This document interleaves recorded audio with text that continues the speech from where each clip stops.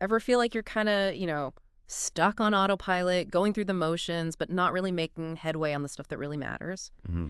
Well, today we're going to dive into atomic habits, using James Clear's work to figure out how even the smallest changes can lead to some pretty amazing results. We're talking like rewiring your brain for success, but like one tiny habit at a time.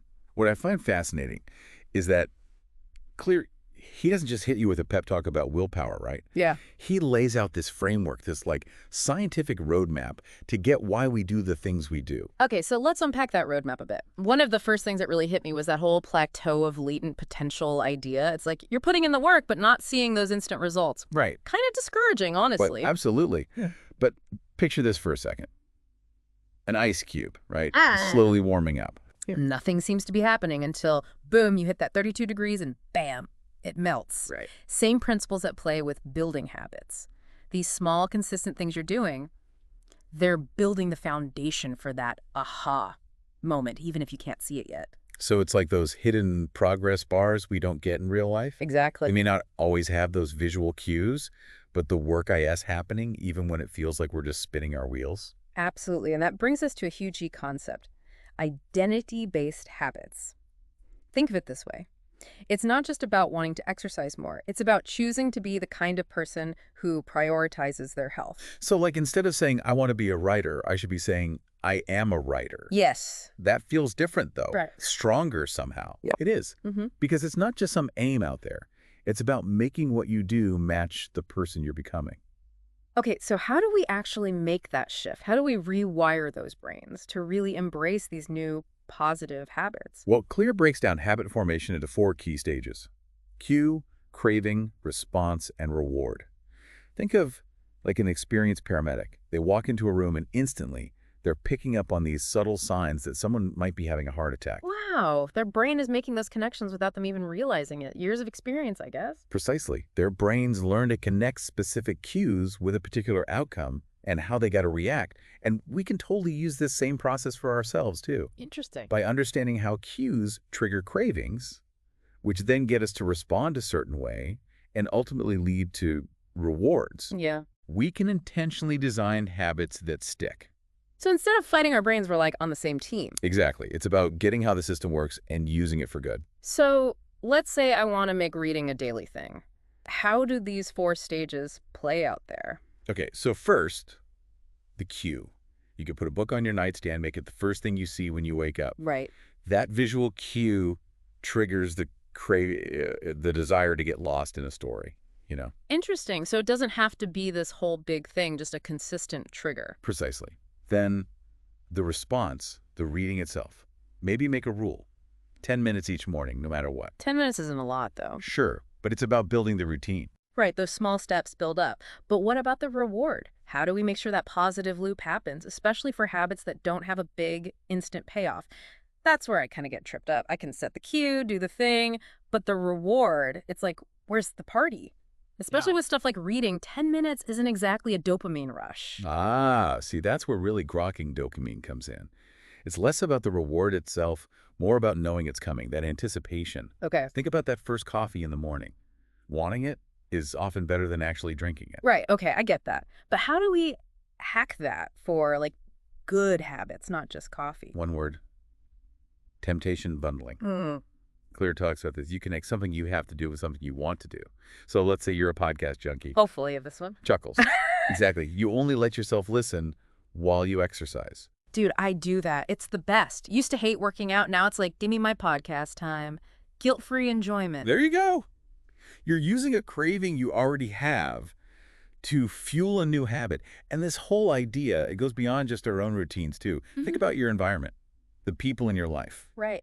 Claire talked about how we copy each other, especially people we look up to, or just spend a lot of time around. Like that example with the Polgar sisters, all those chess prodigies. Their dad was all about deliberate practice, made chess their whole world. Books everywhere, playing constantly. It was just valued in their family. Shows how huge that social circle is, shaping our habits, even who we become, really. Makes you think about who you're hanging out with. Are they on board with your goals, or like maybe accidentally holding you back? Big question right there. Not about ditching people, but being aware. If you're all about healthy eating, being around friends who eat that way makes it so much easier. It's like that saying, you're the average of the 5 people you're around most. Exactly. And just like people, our physical space matters too. Environment design, right? Little tweaks to nudge ourselves in the right direction. He had that thing about rearranging your desk, healthy snacks in reach, junk food hidden away. Seems so basic, but I can see it working. Total brain hack. Our brains are lazy path of least resistance always. Effort equals, nah, not going to do it, even if it's good for us. Like stairs versus elevator. Elevator's right there, easy choice, even if we know the stairs are better. Boom, nailed it. Yeah. So you got to make the good choice the easy choice. Clear tells this story about Victor Hugo, fighting procrastination hardcore. Oh, yeah. Had his assistant lock up all his clothes except this big shawl thing. No going OUT, no excuses. I love it. That's commitment. He's putting obstacles between you and the bad habit. Want to scroll less? Delete those apps. Makes it that tiny bit harder to give in. Ouch. Yeah, felt that one. Okay, so cues, rewards, our environment, people. Yeah. What about when that's not enough? Like life gets crazy, motivation goes out the window. How do we stay on track when we'd rather hit snooze than go for a run? The 2-minute rule, my friend. One of my favorites from the book because it's so darn simple. Okay, lay it on me, the 2-minute rule. Ready? Any new habit. Got to be doable in 2 minutes or less. 2 minutes, that barely seems like anything. Exactly. That's how it works. Instead of write a novel, which is terrifying, it's write for 2 minutes. Don't run a marathon.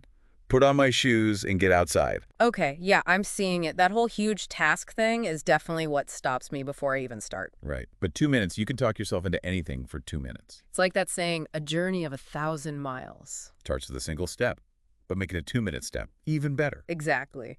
Okay, so we've tricked our brain into starting. Now what? We got to stay on track somehow. Cue the habit tracker. Clear's big on those visual reinforcement. Each day, check it off, see that progress. Oh, I've used those.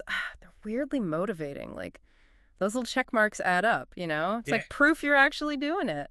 It's like you're casting a vote each day for the kind of person you're trying to be. Love that.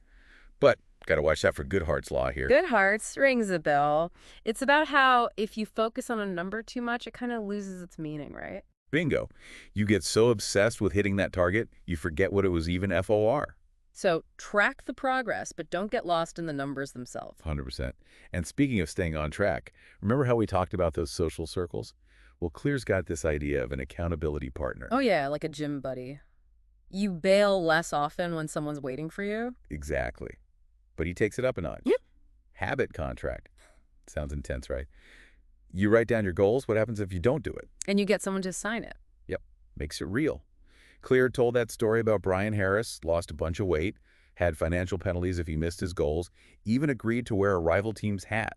Ouch, that's dedication. But hey, it worked. Right. Those consequences, especially when someone else knows about them, they work wonders. Okay, so we've got the tools, the systems, even some social pressure.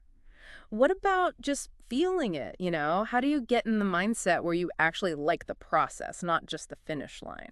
This is where Clear gets into the nitty-gritty of motivation. He's real about it. Even with the perfect plan, you won't always feel like it. We all hit that snooze button sometimes. That's kind of nice to hear, actually. Even the pros struggle. Oh, totally. The difference is, those who succeed, they've got tricks for those blah days. Claire talks about variable rewards, a little surprise now and then, keeps things exciting. Like bonus levels in a video game. You got it. Keeps your brain guessing, coming back for more. And he's big on reflecting, reviewing how it's going. Don't just set it and forget it.